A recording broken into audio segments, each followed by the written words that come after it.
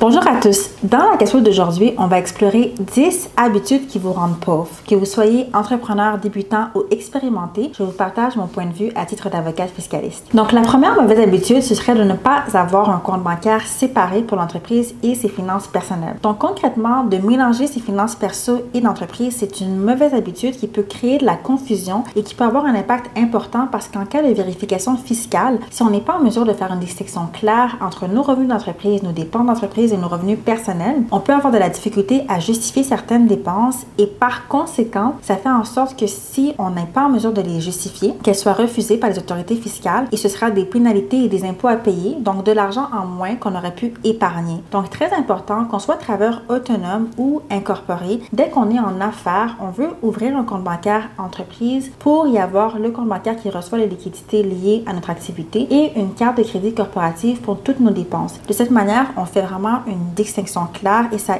évite des complications et aussi ça évite d'avoir des maux de tête lorsqu'on vient produire nos déclarations de revenus. Maintenant, passons à la deuxième mauvaise habitude qui peut te rendre pauvre et c'est de ne pas connaître les différentes déductions et crédits d'impôts auxquels tu as droit. Donc concrètement, c'est important de t'informer parce que ces crédits, ces déductions vont te permettre de réduire l'impôt à payer et te permettre de donc maximiser tes revenus et ta rentabilité et d'avoir plus d'argent à épargner ou à réinvestir dans ton entreprise. Soit tu peux consulter un professionnel ou prendre le temps de t'informer, de lire des livres, de lire des articles, mais c'est essentiel d'avoir une bonne connaissance des avantages fiscaux auxquels tu as droit en tant qu'entrepreneur. La prochaine mauvaise habitude concerne le fait de ne pas suivre tes dépenses et tes revenus. Donc, si tu navigues à l'aveugle sans savoir combien tu génères et combien tu dépenses, ça fait en sorte que tu risques de t'endetter et de dépenser beaucoup plus que nécessaire. Et en tant qu'entrepreneur, tu as une entreprise, donc il faut être responsable de celle-ci et de valider en fait quel est le niveau de dépenses et quel type de dépenses est-ce que je peux me permettre de faire. Si tu navigues à vue, le risque est que tu vas avoir la perception d'avoir généré plus de revenus ou si tu regardes simplement ton compte bancaire, tu peux avoir l'impression d'avoir beaucoup plus d'argent, mais en réalité, il risque d'avoir des sommes qui sont dues pour la TPS-TVQ, pour les déductions à la source pour tes salariés et tu risques donc de dépenser peut-être plus en marketing que tu ne le devrais parce que justement, tu n'as pas fait un suivi clair de tes différentes dépenses et revenus. Et ça m'amène au prochain point, aux mauvaises habitudes qui est de ne pas avoir un budget. Donc, avoir un budget, c'est valide autant au niveau personnel qu'au niveau de l'entreprise, mais on va débuter par l'entreprise. Donc, c'est essentiel de prévoir un budget par rapport à tes dépenses d'exploitation en prenant en considération les revenus que tu anticipes de générer. Donc, à chaque début d'année, tu devrais prévoir un budget qui anticipe combien est-ce que tu estimes que tu vas générer, ainsi que les dépenses que tu prévois d'avoir à encourir pour l'entreprise. Donc, on peut avoir les dépenses courantes comme tes salariés, les frais de formation, le marketing, le loyer, les dépenses en lien avec les logiciels.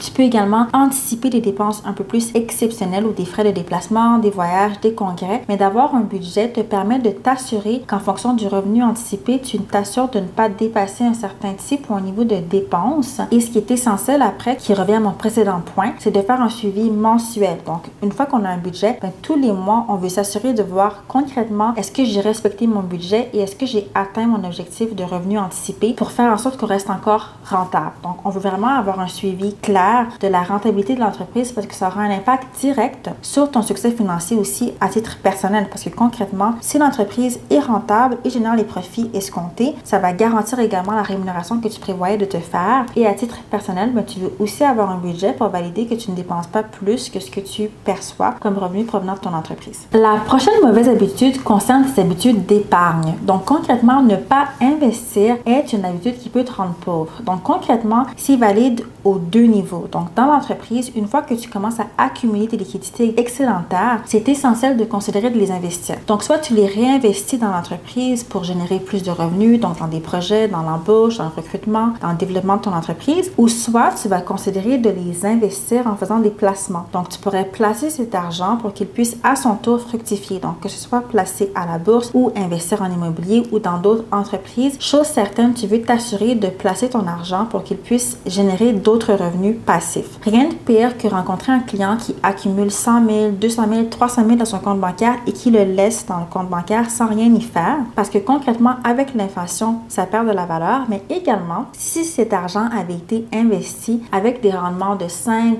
10, 15%, c'est de l'argent qu'on génère sans avoir à faire des efforts. Donc concrètement, cet argent travaillerait pour toi. C'est vraiment important d'investir l'argent excédentaire généré et c'est valide aussi à titre personnel. Donc utilise des véhicules comme les REER et les CELI pour investir et placer en prévision de tes vieux vieux jours. La prochaine mauvaise habitude qui peut te rendre pauvre, c'est de ne pas suivre les conseils des professionnels. Donc concrètement, à l'ère d'aujourd'hui, on peut avoir accès à tellement d'informations sur Internet qu'il peut être facile de croire qu'on est en mesure de tout faire soi-même. Donc c'est possible que tu regardes des blogs, tu lis des articles, tu regardes des vidéos YouTube pour t'éduquer, ce qui est une bonne chose, mais également pour prendre des décisions, ce qui est moins une bonne chose. Parce que concrètement, c'est important de s'éduquer, mais ce serait important par la suite de valider que les conclusions que tu as tirées de ce que tu vas retrouver en ligne soient validées par un professionnel. Donc tu veux toujours solliciter un professionnel pour que tu puisses prendre des décisions stratégiques qui sont alignées avec tes objectifs. La prochaine mauvaise habitude concerne le fait de ne pas avoir de contrat écrit avec tes clients. Donc en tant qu'entrepreneur, surtout si tu fais de la prestation de service, tu veux avoir un contrat pour chaque projet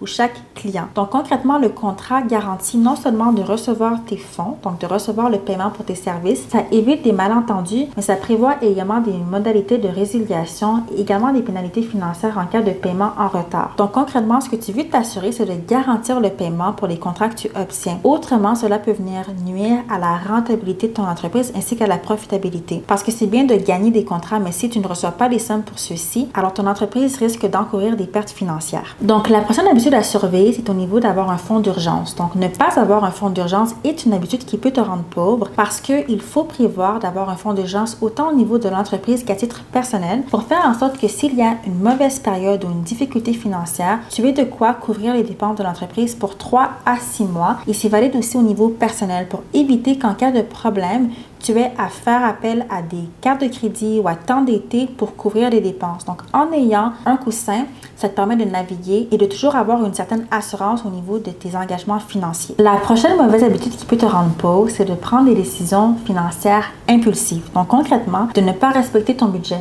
On a parlé plutôt d'avoir un budget et de surveiller ses dépenses et ses revenus. Ça vient aussi avec l'habitude de ne pas prendre de décisions financières impulsives. Donc, autrement, on risque de ne pas respecter son budget et de prendre des décisions financières qui ne sont pas forcément à ton avantage à titre personnel ou au niveau de l'entreprise. Donc, très important de s'assurer que chaque dépense que tu fais est cohérente avec le budget qui a été prévu et qu'elle n'est pas faite de sorte à ce que tu doives t'endetter pour payer cette dépense. Et finalement, la dernière mauvaise habitude concerne l'éducation financière. On avait parlé un peu plus tôt de l'importance de connaître les avantages fiscaux auxquels on a droit, mais c'est aussi important de connaître quelles sont les différentes façons d'épargner, d'investir et de faire fructifier son argent. Donc, très important de s'éduquer sur ses finances afin d'être en mesure de prendre des bonnes décisions et de s'entourer de professionnels. Donc, de consulter des professionnels pour vraiment planifier dans quelle mesure est-ce qu'on peut faire fructifier son argent, de sorte à prendre des bonnes décisions et être en mesure d'éviter des erreurs comme celles dont on a parlé aujourd'hui et planifier pour une accumulation de son patrimoine. Et il y a plusieurs manières de s'y prendre. Ça pourrait être de consulter des livres, suivre des cours, participer à des séminaires. Donc, il y a vraiment une multitude de manières de s'éduquer pour faire en sorte d'éviter des erreurs et aussi d'être un meilleur entrepreneur. Donc, en étant mieux éduqué, ça permet de prendre de meilleures décisions comptables et financières et fiscales et d'être un meilleur entrepreneur, un meilleur chef d'entreprise pour pouvoir prendre de meilleures décisions et faire croître son entreprise. Donc, globalement, on a regardé ensemble quelles sont les 10 habitudes qui te rendent pauvre et je suis persuadée que si tu t'assures de changer ces 10 habitudes, tu verras déjà une meilleure amélioration au niveau de ta gestion des finances personnelles et au niveau de l'entreprise afin de te permettre de faire croître ton patrimoine personnel et aussi celui de l'entreprise. Donc, j'espère que cette vidéo t'a plu et si c'est le cas, n'hésite pas à liker, partager ou commenter. Et si tu as des questions, n'hésite pas à me contacter. Merci et on se revoit dans la prochaine vidéo.